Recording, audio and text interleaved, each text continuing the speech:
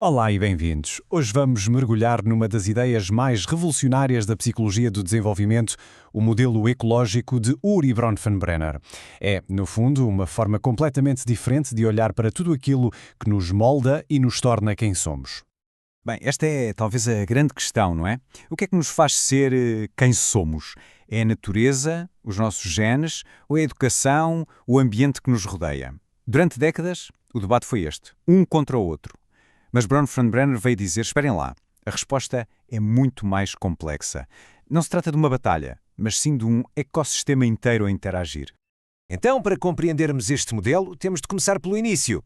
Vamos perceber o que é que Bronfenbrenner queria dizer com esta ideia de uma ecologia do desenvolvimento humano. Ok, esta definição parece complexa, mas vamos simplificar. A chave está aqui. A relação é mútua. Nós não somos apenas moldados pelo nosso ambiente, nós também o moldamos ativamente. Somos, como diz a definição, um ser humano ativo, não uma esponja passiva. E claro, tudo isto acontece em ambientes que estão sempre a mudar. Nada é estático. Para dar alguma ordem a esta ecologia, Bronfenbrenner identificou 4 componentes que estão sempre a interagir. Ele chamou-lhe o modelo PPCT. E é exatamente por aqui que vamos. Vamos analisar cada um destes componentes para ver como esta máquina incrível do desenvolvimento realmente funciona. Vamos começar com aquele que Bronfenbrenner dizia ser o verdadeiro motor de tudo. O primeiro P, o processo. E mais especificamente os chamados processos proximais.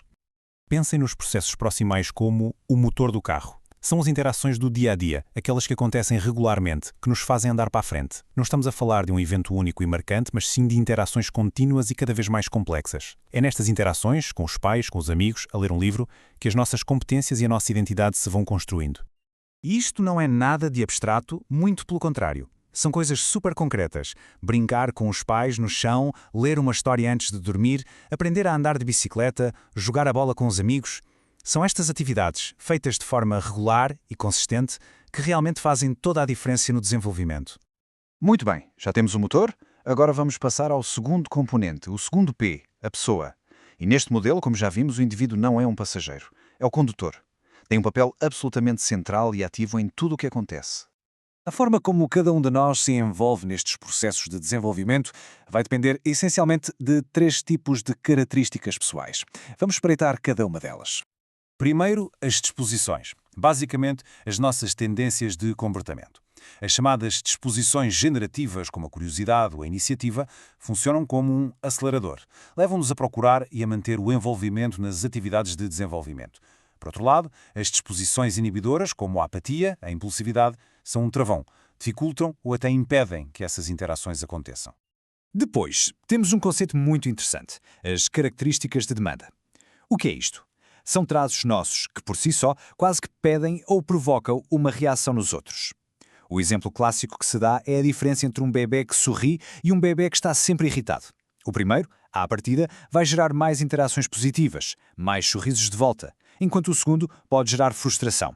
E isto, claro, afeta diretamente a qualidade daqueles processos proximais que são tão importantes. E agora passamos ao terceiro componente, o C de contexto. Aqui, Bronfenbrenner usou uma metáfora fantástica. Ele imaginou os nossos ambientes como um conjunto daquelas bonecas russas, sabem? As matrioscas, umas dentro das outras. Vamos começar pela mais pequena e ir abrindo uma a uma.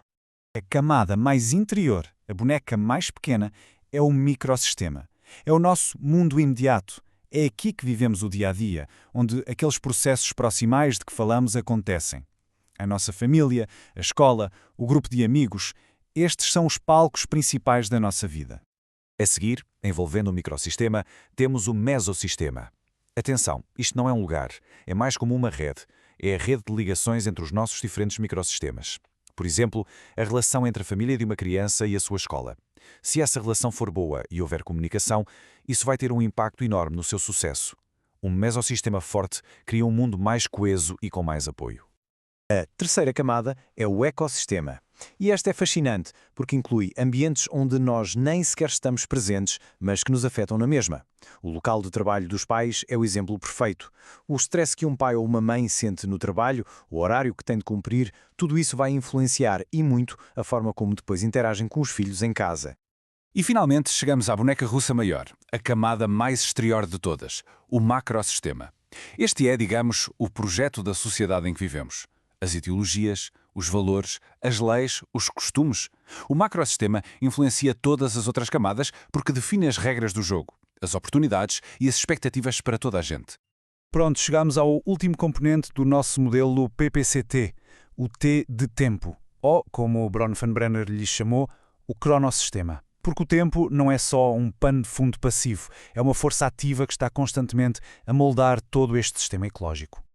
O tempo afeta-nos de várias formas, através das mudanças naturais do ciclo de vida, não é? Da infância à velhice, através de eventos marcantes como um divórcio ou uma mudança de cidade, e também através de grandes acontecimentos históricos como uma crise económica ou uma pandemia que acabam por redefinir o contexto para uma geração inteira. E a estabilidade do sistema ao longo do tempo é absolutamente crucial. Um ambiente que é estável, previsível, mas ao mesmo tempo flexível é o ideal. Permite que os processos proximais aconteçam e floresçam. Por outro lado, um sistema caótico, instável, está sempre a interromper essas interações vitais e, claro, a prejudicar o desenvolvimento. E assim, juntando todas estas peças, temos o puzzle completo. O modelo de Bronfenbrenner mostra-nos que o desenvolvimento não é uma linha reta nem acontece isolado. É uma dança complexa e constante entre todas estas forças. É precisamente a interação dinâmica entre os processos proximais, as características da pessoa, os vários níveis do contexto e a dimensão do tempo que, em conjunto, nos ajuda a explicar como é que nos tornamos quem somos. Nenhum destes elementos faz sentido sozinho. E isto deixa-nos com uma última questão, para refletirmos um pouco. Se o desenvolvimento depende de todo um ecossistema, como é que isso altera a nossa maneira de ver o mérito, o sucesso ou as dificuldades de alguém? De repente, a história deixa de ser apenas sobre a pessoa, isolada, e passa a ser a história da pessoa dentro do seu mundo. E isso, bem, isso muda tudo.